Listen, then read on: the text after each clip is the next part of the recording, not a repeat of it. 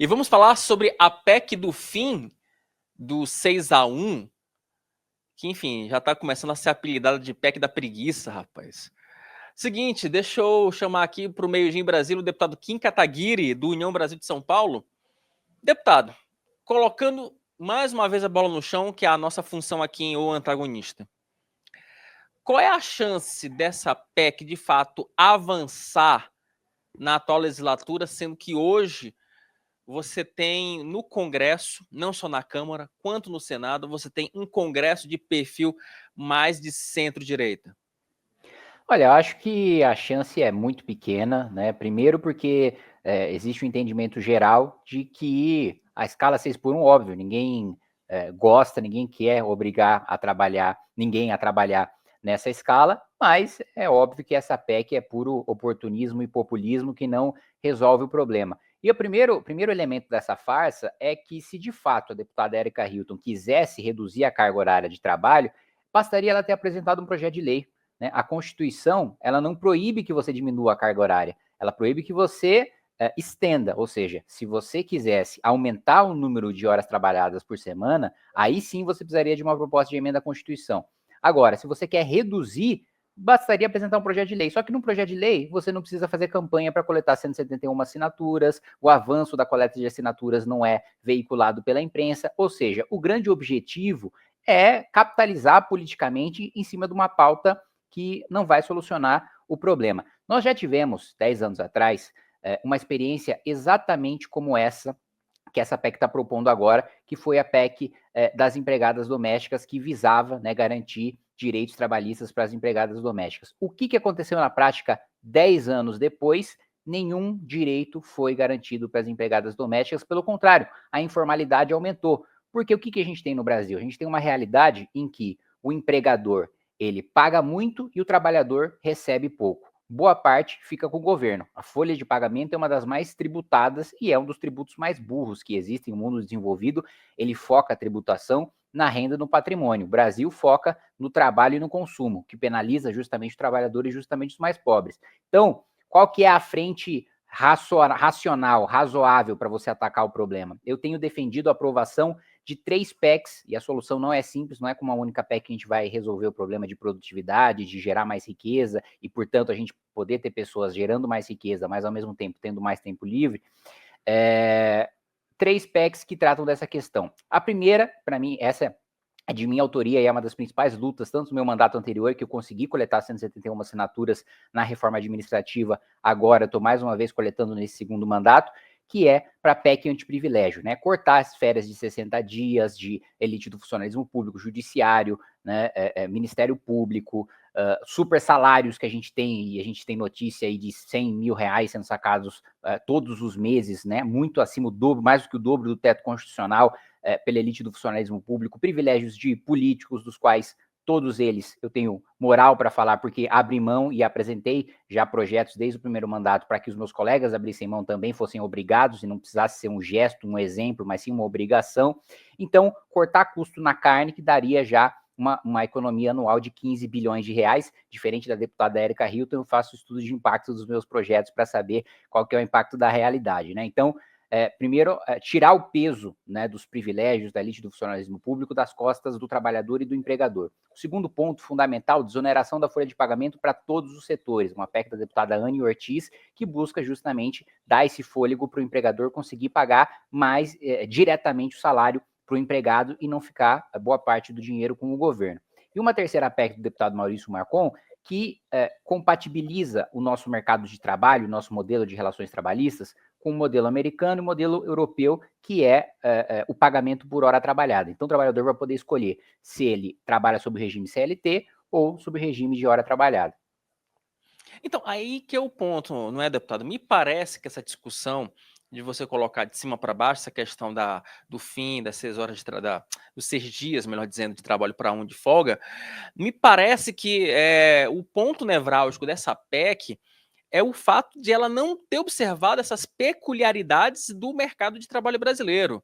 Porque me parece que esse texto, olha, vamos acabar com o regime de 6x1 e ponto, acabou, só que não foi observar lá na ponta o custo que o empresário tem para empregar uma pessoa, não observou também se de fato o trabalhador toparia, né, por exemplo, participar de um regime desse com a possibilidade de redução de salário. E também a gente tem uma carga tributária que ela engessa várias empresas de você conseguir ampliar o, o universo, né, o número de trabalhadores. Inclusive, eu falava aqui no meio-dia, né, em edições anteriores, que a gente precisa também, deputado, tirar essa versão de que o empresário é malvadão, que o empresário é uma espécie de MGR, né, Malvado Geral da República. O que tem muito empresário que quer reduzir a carga horária, tem muito empresário que quer reduzir, né, as horas trabalhadas daquele funcionário. Só que ele não consegue por uma questão realmente trabalhista, não consegue por uma questão de imposto. Então, também eu tenho observado nas redes,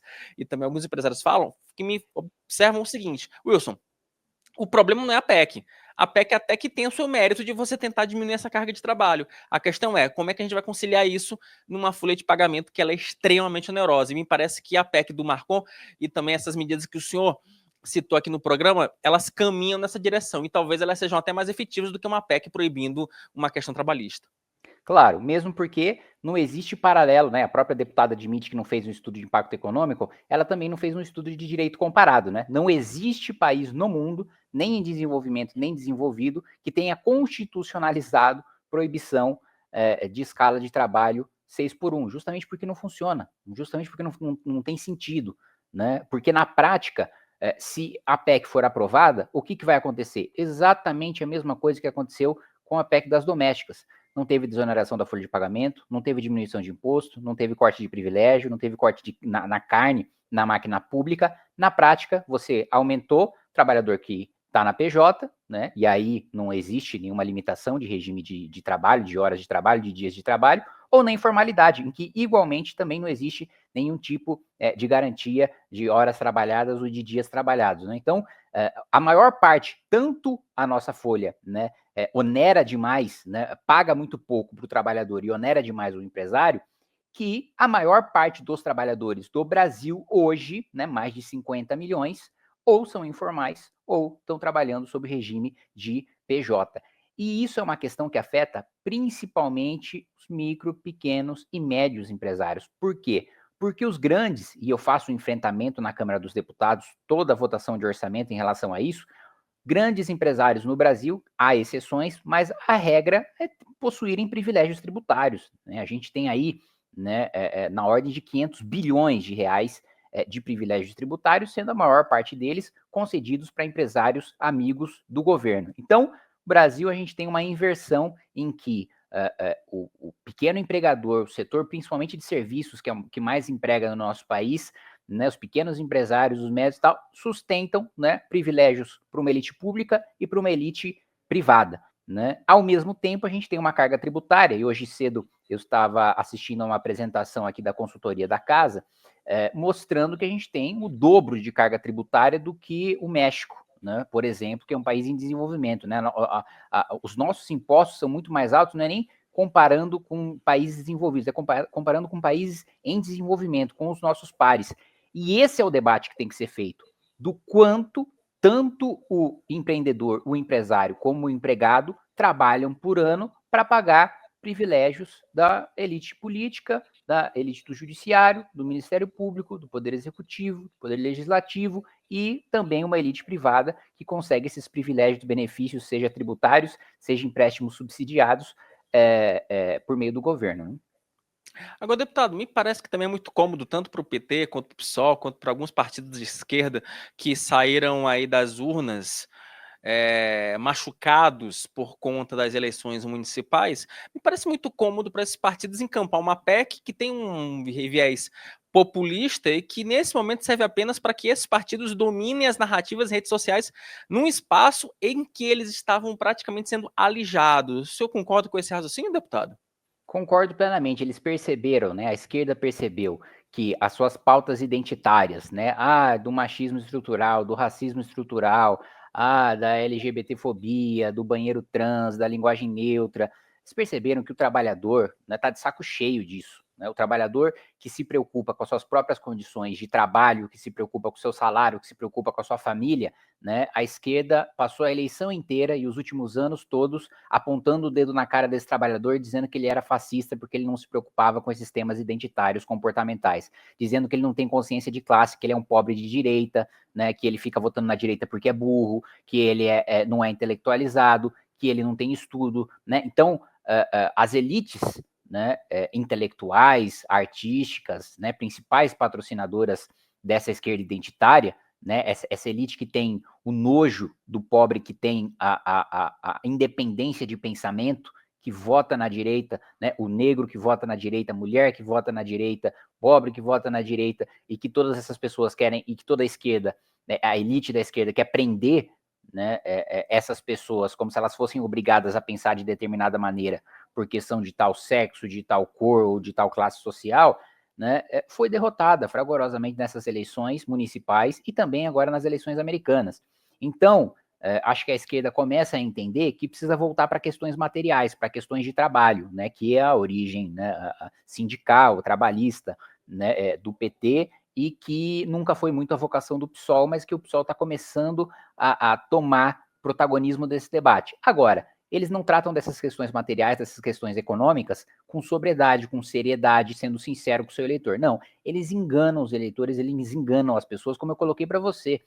Mesmo, vamos supor que a deputada Erika Hilton de fato acreditasse que isso é uma boa proposta, você proibir na legislação essa escala e de cima para baixo você de fato resolveria esse problema. Ela teria apresentado o projeto de lei, não precisaria de PEC para fazer esse circo todo, né? Não precisaria ter coleta de assinaturas, uma pessoa protocolando lá, faz pedido de urgência, vota em plenário, acabou, vai para o Senado, acabou, não precisa de 308 votos em 2 turnos nas 2 casas, né? Esse auê todo é justamente para não passar, para manter esse debate vivo, né, até as próximas eleições, para aumentar a votação do PSOL. É disso que se trata, oportunismo eleitoral puro e simples.